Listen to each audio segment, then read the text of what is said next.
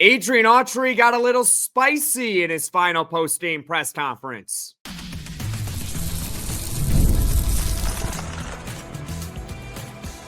You are Locked On Syracuse, your daily podcast on the Syracuse Orange.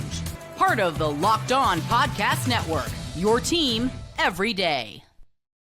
Hello, everyone, and welcome in Locked On Syracuse. I'm Jackson Holzer, and thank you for making us your first listen of every single day here on the Locked On Podcast Network. It's your team every day, and of course, we are always free and available wherever you get your podcasts. And this is part 2 of reacting to everything that Adrian Autry said in his final post-game press conference following Syracuse's elimination from the ACC Tournament against SMU. Now, for those that might have missed part 1, of course, you are more than welcome to check out part 1 when you are done watching or listening to part 2 here. But it should be noted, in order to follow along this podcast, you do not have to consume part 1 in order to follow along here for part 2. I should also point out that here's really where we get to the good stuff, because you're going to hear Adrian Autry kind of throw some shade at the media. He's going to give a resounding statement as to how he believes Syracuse is going to turn it around next season. Actually not. He kind of punted the question. So we'll get to all of it here on this edition of Locked On Syracuse. But before that, today's episode is brought to you by the all-new 2025 Nissan Armada. Stay with us for the Armada Team of the Week later in the episode. Okay, so as I teased, we're going to get to the good stuff as far as what Adrian Autry had to say in his final post-game press conference. So let's get to it. Adrian Autry is asked how emotionally difficult this season was for him and his team. The question was by Donna DeToda of Syracuse Post-Standard. Take a listen.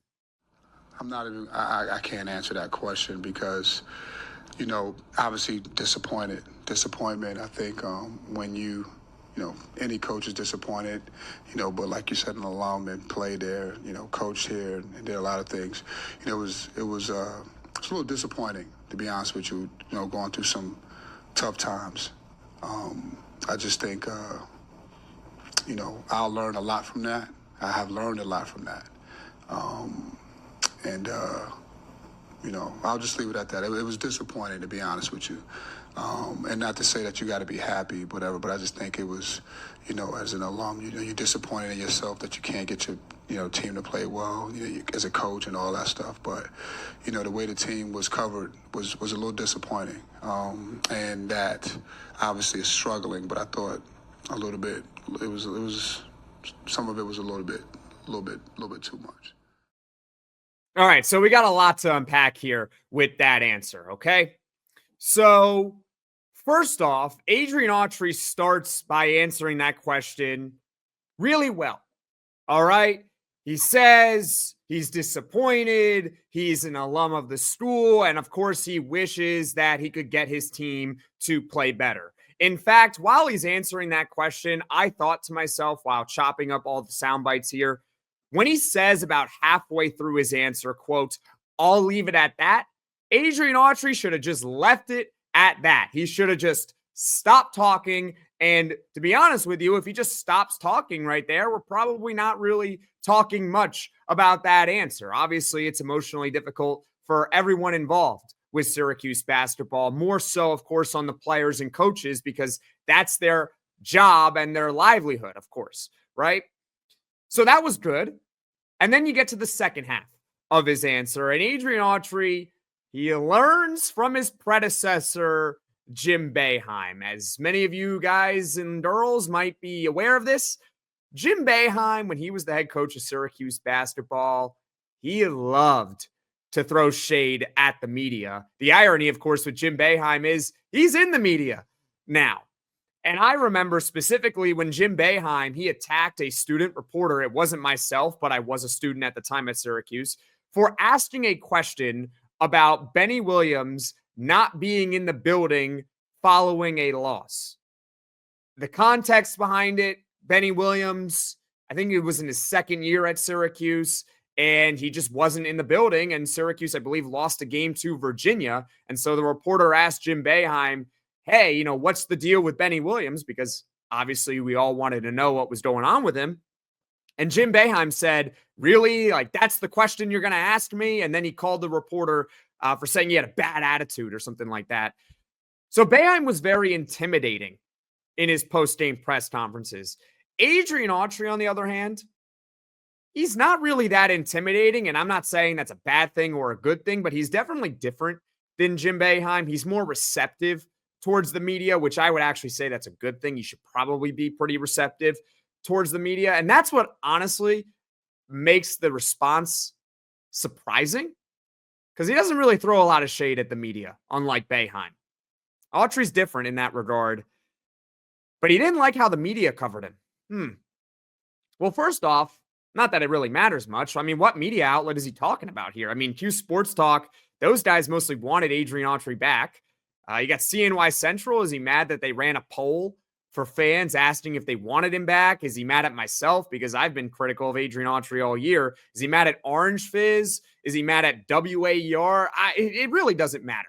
But let's really get to the reality of this answer. I can only speak for myself, but it really should apply to everyone. I will never criticize the human being of Adrian Autry. However, I will criticize the head coach of Adrian Autry. In other words, this is not personal. We are strictly talking about being a head coach for Syracuse basketball, not the humanitarian Adrian Autry here. Adrian Autry was the head coach of the worst Syracuse basketball team in 56 years, record-wise.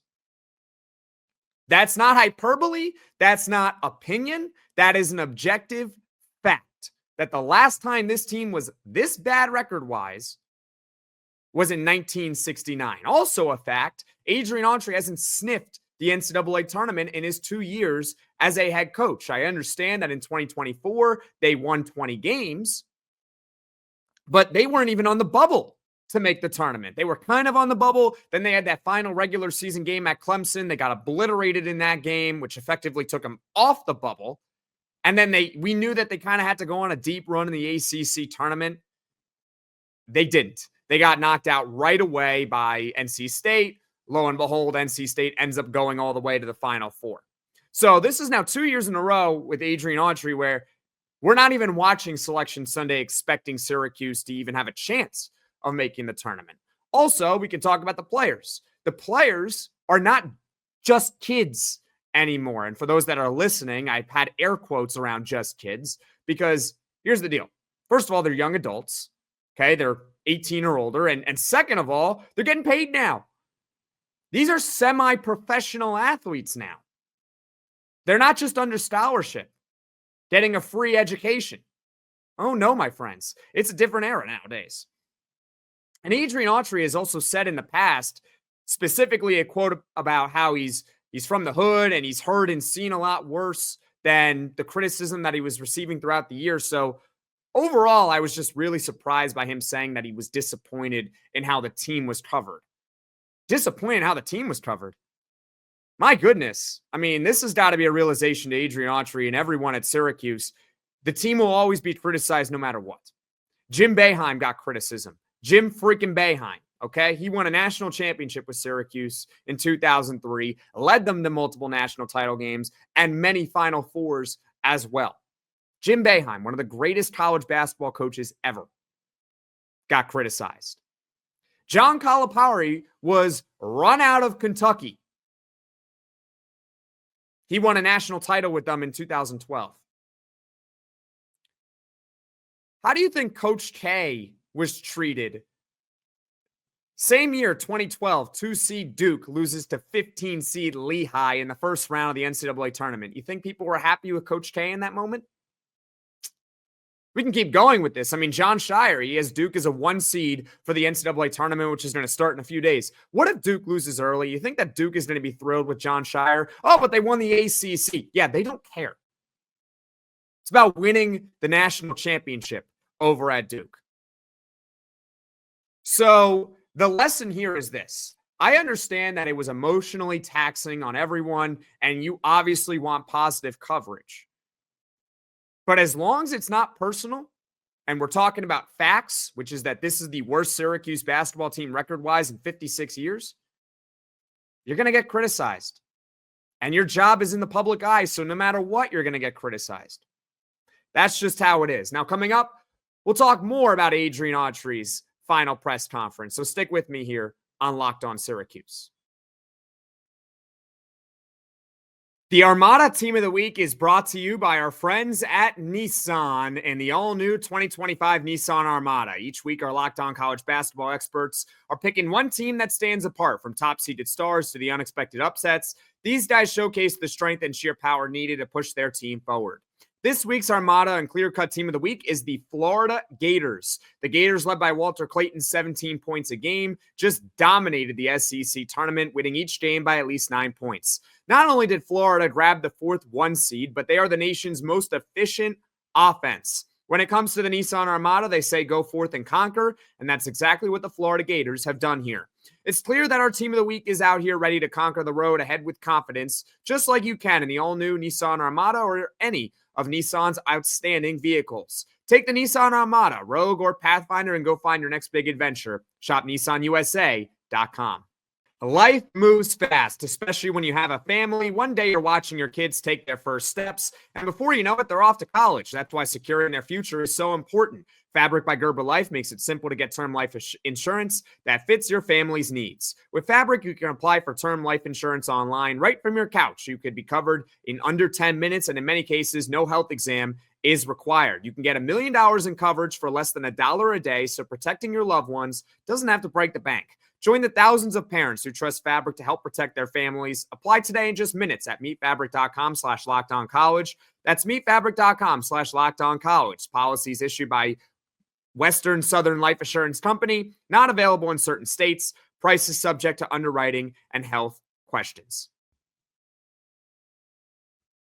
This is Locked On Syracuse. I'm Jackson Holzer. And folks, if you enjoy this podcast, be sure to hit that subscribe button. Not only is it completely free and it allows the channel to show up directly on your feed, but it also helps Locked On Syracuse grow and reach all Syracuse Orange fans. Let's step back to reacting to everything that head coach Adrian Autry had to say following Syracuse's elimination from the ACC Tournament. So the next question is, Adrian Autry is asked what he learned from this season and dealing with the hardship. This question came from Ian Nicholas over at WAER.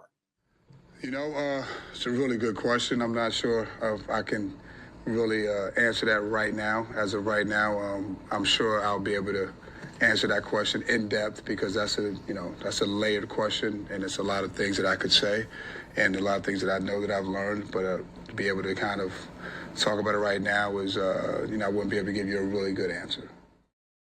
Yeah, folks, do you know what that's called? That's called punting a question. Ask Adrian Autry that another time. That's literally what he is saying, and I don't necessarily have a problem with him punting that question about what he learned from this past season. It was directly after Syracuse was eliminated from the ACC tournament. Obviously, it's the heat of the moment. I understand. I think he has multiple different ways he could have answered that question. As he said, you could say from an X's and O's standpoint, what he learned, from a personnel standpoint, a roster building standpoint, NIL standpoint. There are so many different ways he could have answered that question. So I don't necessarily have a problem with him punting that, because he definitely didn't want to say anything there that was going to get him in trouble publicly. So I don't have a problem with it, but I'll turn the floor over to you all in the comments section below. Comment, what do you think that Syracuse basketball and this coaching staff can learn from this awful 2025 into 2026 to hopefully completely turn the ship around? Because at the end of the day, as much criticism as the players and the coaches got this season, we all want this team to win games. I would rather be wrong about Adrian Autry and this coaching staff and be watching Syracuse in the NCAA tournament next year than be right about Adrian Autry and this coaching staff and Syracuse once again will not be playing in the NCAA tournament in 2026. So I do hope that he does learn from this season, and that the next time someone asks him that question, it's either, obviously before the year, next year someone's going to ask him that, but really before Syracuse gets ready to play an NCAA tournament game. That would be fantastic. We all want to see this team win, and we all just hope that Syracuse learned from this awful season. And guess what? It's a cliche, but time will tell if Syracuse learned from 2025 into 2026. Now let's get to the next question. Adrian Autry is asked about the guys with eligibility for next season. He's asked about their growth and building for next year. I apologize to the reporter who asked this question. I did not catch their name. So without further ado, let's get to what Adrian Autry had to say about the returning players or potential returning players for next year. I'm not, the way that everything is right now, you don't know who is coming back. Right? That's just an honest question. That's an honest answer, rather. But the guys that have eligibility, I thought all those guys, they played, they got better. But that's a question that we have to wait and see. Anyone else laugh from that answer? Anyone else chuckle with Adrian Autry? I think it's a good question.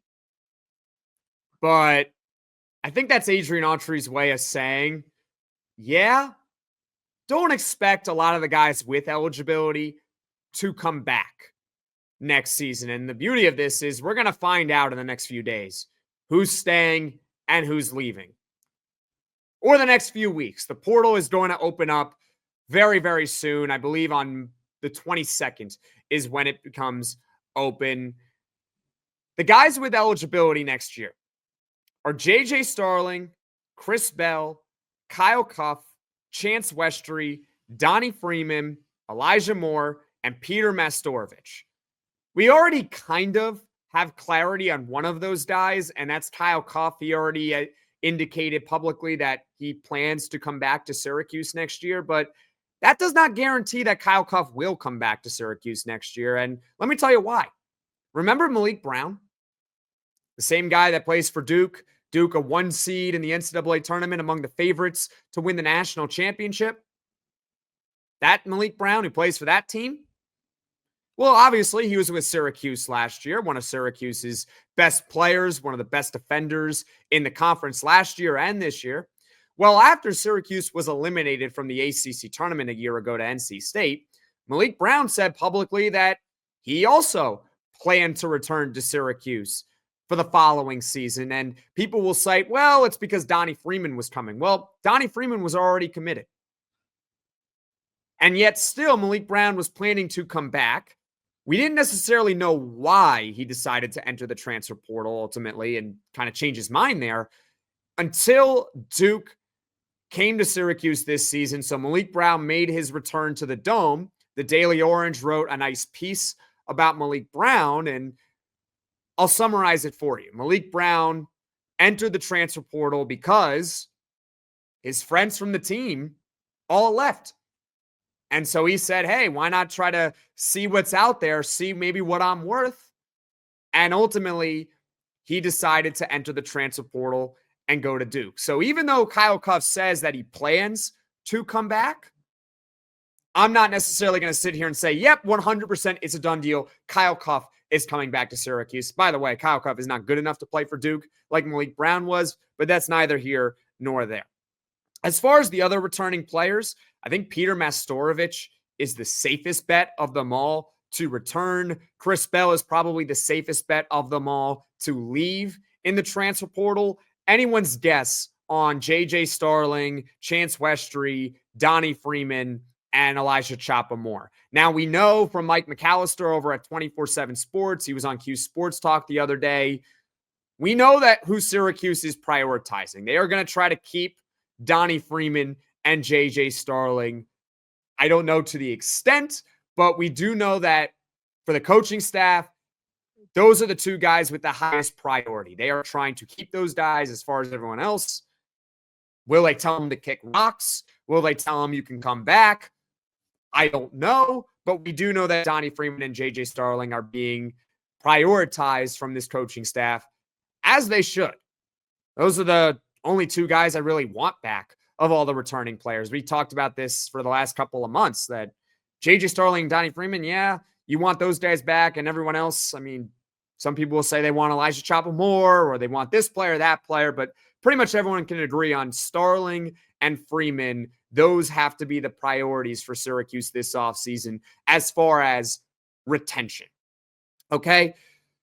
So, there's one more question that Adrian Autry was asked in his final post-game press conference, and we'll get to that next here on Locked On Syracuse. Scaling your business requires the right expertise at the right time. With Upwork, you can find specialized freelancers in marketing, development, design, and more, experts ready to help you take your business to the next level. Upwork gives businesses flexibility by connecting them with top freelance talent across multiple industries, including IT, AI, web development, and marketing. Whether you need extra hands for a project or a long-term partner, Upwork makes hiring simple and affordable. Posting a job is free and simple, and within a day, with multiple qualified candidates to choose from. Visit Upwork.com right now and post your job for free. That's UPWORK.com, Upwork.com to connect with top talent and grow your business today. The NCAA tournament is here, and so is the bracket breakdown. Locked On Podcast Network and Amazon Fire TV channels are teaming up to deliver NCAA tournament coverage like never before. Watch studio shows featuring former players and Locked On's local experts as they guide you through every upset, buzzer beater, and bracket matchup. Stream it all for free on Amazon Fire TV channel. Search Bracket Breakdown to see it all for free. It's your team every day. Ladies and gentlemen, this has been a two-part podcast breaking down everything that Syracuse head coach Adrian Autry had to say in his final press conference of the 2024-25 season. This took place right after Syracuse was eliminated from the ACC Tournament. Without further ado, let's get to the final question Adrian Autry was asked. He is asked to send a message to the Syracuse fan base. And this question came from Teddy Caputo at the Newhouse Sports Media Center. So, Coach Adrian Autry, what is your message to the Syracuse fan base? Come on, Coach, rile us up. Let's go. I can answer that question at another time. Right now, I just choose not to answer that question. Wait. Did you miss it? Perhaps I misclicked. Hold on. Let's hear it again. Adrian Autry, send us a message. Rile us up. Get us ready for 2025-26. I can answer that question at another time. Right now, I just choose not to answer that question. All right. That's certainly a choice. Nope, I did not edit it. That was Adrian Autry's answer. He punted the softball of softball questions. My goodness, that is certainly a choice. Surprisingly, though, I'm going to give Adrian Autry a little bit of a break here. That's not what I would have done if I were in Adrian Autry's shoes. I think that would have been a really good time for Adrian Autry to reinforce a positive message for Syracuse basketball and the fans. Hey, folks, I know this year did not go our way, but don't worry, we're going to fix it for next season. Don't worry. I understand that the words really don't matter at the end of the day, right? We just want to see Syracuse win games. We're more in the business of the results. But hey, that's how I would have gone about that answer, okay? I would have said, hey, this is the message. But I'm going to give Adrian Autry a break, and here's why. He's already answered that question before. He's answered it. He has said on multiple occasions how this season has not gone their way, and it was still during the year, but they were going to keep fighting that season, and they're going to be better next year. And like I said, at the end of the day, he could say all he wants about sending a message to the fan base, but if they don't win games next year, who cares what he said in his press conference, right? Who cares that he said that we're going to turn it all around? I wouldn't have punted that question, but at the same time, I will give Adrian Autry a break for just saying, you know what? We just got eliminated from the conference tournament. This year has been a headache for everyone involved. I can send a message at a different time. All right, fine, coach. I understand. So that's it. That is everything that Adrian Autry said in his final post-game press conference. What are your takeaways from what Adrian Autry had to say? Comment in the comment section below. As far as what is coming up on the podcast in the future, tomorrow we'll talk about off-season questions for Syracuse basketball. On Thursday, we'll talk about biggest off-season needs for Syracuse basketball. So those are the two podcasts I have planned in the next couple of days here. Folks, I would love your feedback on this style of podcast, reacting to everything that a coach or player has to say. Comment in the comment section below. Did you like that type of style? Okay, so that's it. That is everything that Adrian Autry had to say. Thank you for making Locked On Syracuse your first listen today. And for your second listen, check out the Locked On College Basketball Podcast with Isaac Shade and Andy Patton. March is here, so be the most informed college basketball fan throughout the madness. You can find Locked On College Basketball on YouTube or wherever you get your podcasts. Folks, thank you all so much for watching. Thank you all so much for listening. If you like this podcast, be sure to hit that like button. If you really enjoy the podcast, be sure to hit subscribe. Tell all your friends about Locked On Syracuse so this channel can grow and reach all Syracuse Orange fans. And I will see you all again soon.